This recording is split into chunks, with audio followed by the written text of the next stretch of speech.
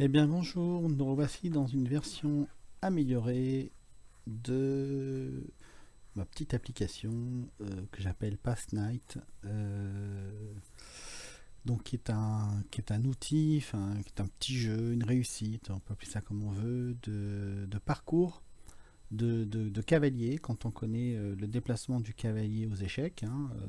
On se déplace d'une case et deux cases dans l'autre direction, ou de deux cases et une case dans une autre direction, et il y a 8 positions. Je vous montre par exemple si on se déplace ici par exemple pour simuler, en même étant au milieu, voilà là où il y a de la place, on voit bien qu'il y a 8 mouvements possibles du cavalier autour de lui, tant que c'est sur la grille, tant que c'est sur l'échiquier. Position 1, position 2, position 3, 4, 5, 6, 7 et 8. On se déplace de 1, 2 et une case. 1, 2, une case. Voilà. Ça, c'est toutes les positions possibles. Alors, le principe, c'est quoi? Dans un premier temps, en mode manuel, en mode réussite, c'est de trouver depuis une position de départ. Donc, la position de départ, c'est là où il y a un cercle rouge. Le cercle bleu, c'est une position justement qui est utilisée, qui a été par laquelle on est passé, donc forcément la position de départ. Et il y aura un cercle bleu dans toutes les positions, dans chaque case de l'échiquier par lesquelles on sera passé. On a le droit de passer forcément qu'une seule fois par chaque case, il y en a 64, et il faut essayer de trouver l'itinéraire jusqu'à la dernière case possible, jusqu'à la dernière case, donc la 64e. Euh, voilà, il faut essayer de trouver. Donc on peut revenir en arrière. Donc tout se fait à la souris ou au clavier. Soit on tape le numéro de la case désirée, soit on clique directement dessus à la souris.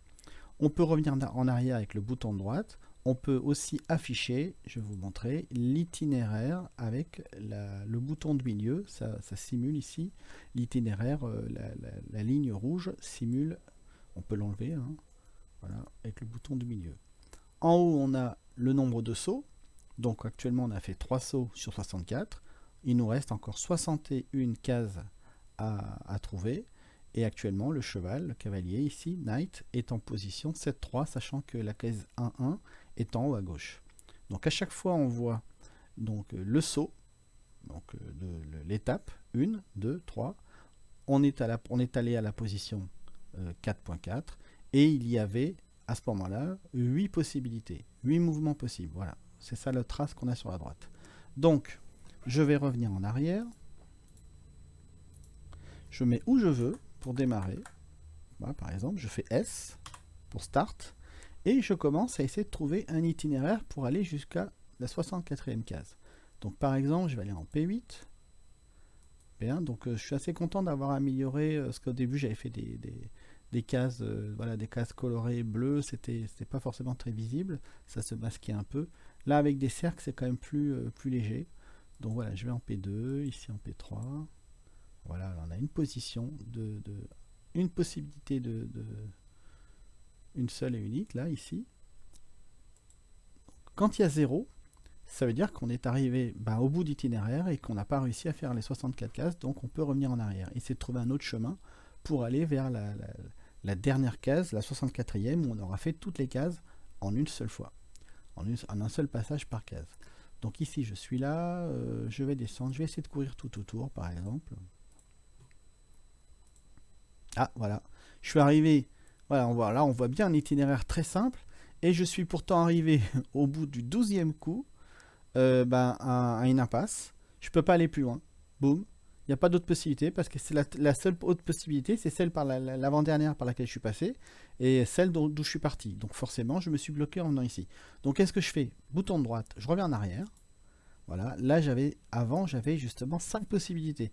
Donc la P6 était comment on appelle ça, une issue, une voie sans issue plutôt. Je vais plutôt essayer la 7. Voilà, boum, on repart.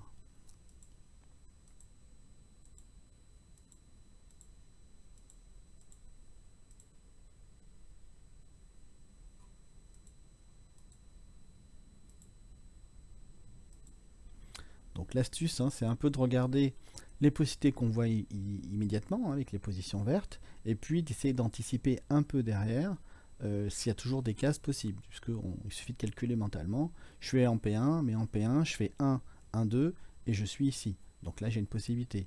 1, 1, 2, et j'ai cette case. Donc on peut avancer par exemple vers P1. Pareil vers ici. Oui, voilà.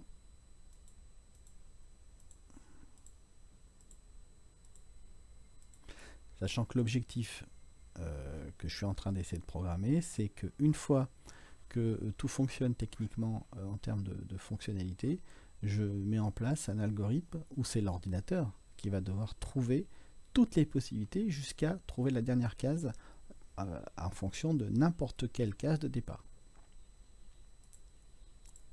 C'est ce que je suis en train de programmer, c'est pratiquement prêt. D'ailleurs, si j'essaye, là actuellement, je pourrais cliquer avec la souris, je vais essayer si je tape avec ma touche F, F pour dire find, donc on va voir s'il trouve. Ah voilà, il est allé où? Voilà, il continue d'avancer, ah bah ça marche.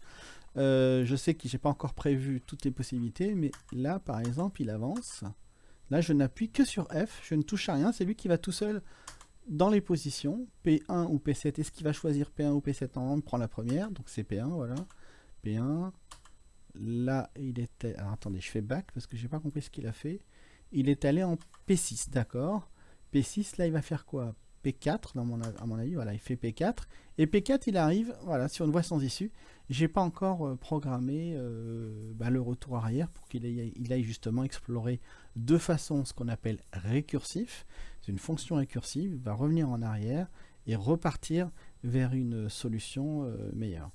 Donc voilà un petit peu où j'en suis actuellement sur ce petit exercice d'informatique bien sympathique. Merci, au revoir.